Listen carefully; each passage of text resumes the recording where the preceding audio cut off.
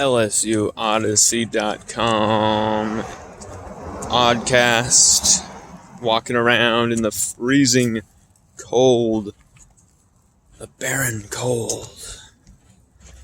I wanted to explain what went down with this Lincoln Riley.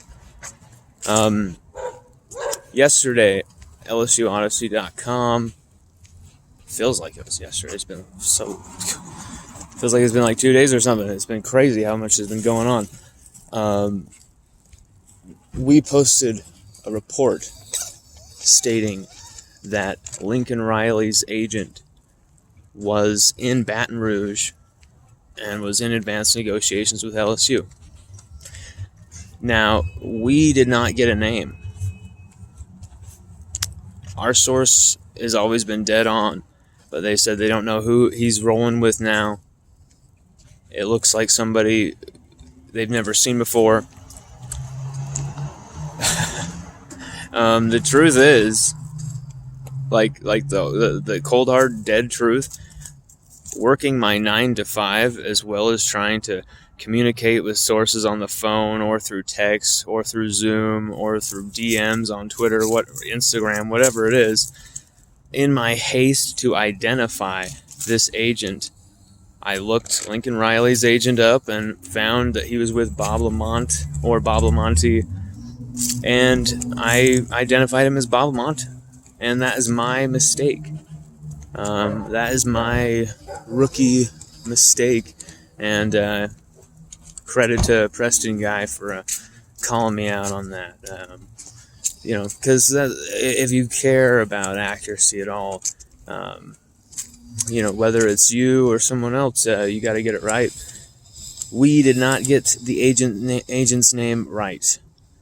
Yep, we made that error. Did we make an error on contract negotiations? No, we did not. Did we make an error on Lincoln Riley's agent being in Baton Rouge? No, we did not.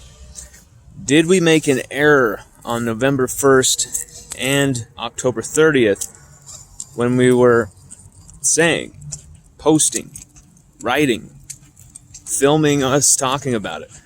We had reports that Lincoln Riley was the front-runner candidate for the LSU head coaching position. Now, that doesn't, we've never reported that Lincoln Riley is going to become the next LSU head coach, signed, sealed, and delivered. We have said it's looking likely, and that he will most likely be receiving an offer, and it would be crazy to think that he would not accept that offer. So,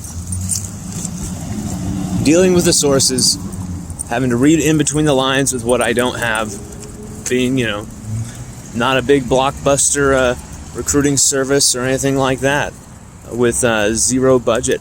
I had to work with what I had, and I've followed the story the entire way.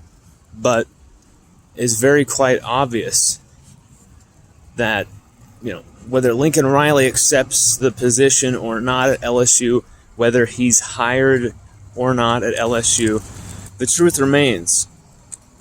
LSUOdyssey.com did post this all over the place, that Lincoln Riley, his name is not just in the picture, it's not just a rumor, he is a firm candidate.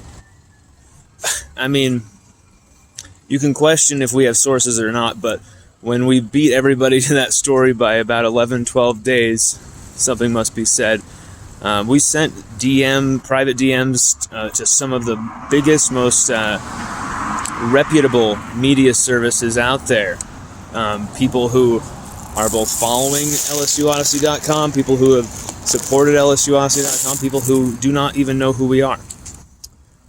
We were that confident in that report some 13 days before it even became close to being reality, at least in a national sense. And it's because we knew what was going on behind the scenes. You can't know everything of these situations. I'm not saying I'm Nostradamus or Santa Claus. This is Scott Woodward we're dealing with. But we knew that Lincoln Riley was not only high on the list, he was that big fish that Scott Woodward was going to be going for. Now, whether Woodward can, if he can swing and hit this out of the park and get Lincoln Riley from the clutches of OU, who are about to be joining the SEC in a few years' time anyway, that remains to be seen. We're hearing it's looking really good. That it's all up to Lincoln Riley, really. There's also talk of Dave Aranda entering the mix, and Dave Aranda's name, and is Lincoln Riley the big smokescreen? Or is Jimbo the big smokescreen? Well, at this point, Scott Woodward's going to lay down the law and do his business. But like we've reported the entire time since it became clear Mel Tucker was likely going to be staying at Michigan State, things started to kind of take shape. Names were starting to be thrown around. Jimbo Fisher, Lane Kiffin. And I just kept doing some digging. And it was like Lincoln Riley. And, first I was wondering about Lincoln Riley. Then I did some calls about Lincoln Riley. Then I kept digging about Lincoln Riley. I talked to an LSU Tiger, a starter on this team. I talked to the father of a starter on this team who told me Lincoln Riley's not going to leave OU for LSU. No way. He's got the best job in the world. He's not going to leave. And this isn't from somebody who played at LSU in their own collegiate career. This is from somebody who played elsewhere. So I kind of thought, well, no, LSU's the best job, bro. And so I could not be shaken from this. So even though I had certain sources telling me, nah, Lincoln Riley's not in the picture, I had the two sources that really matter the most in the head coaching search picture, because they're directly involved in it, or at least tangentially involved. They've said simply, Lincoln Riley's in the picture, and not only that, he's the big fish. Can Woodward hit that out of the park? Remains to be seen. But, I don't take anything Preston Guy did personally. It seems like maybe Preston Guy has something against me personally. I don't know. But I'm not going to worry about the junior high BS that some people deal in. I'm going to keep my nose to the grind and keep grinding. So, LSUOdyssey.com. I understand the website doesn't look the best, but I've never claimed to be a web designer. It's the first website I've ever designed. It's not really the point of the website. I want to make it look as great as I can, and I can definitely improve.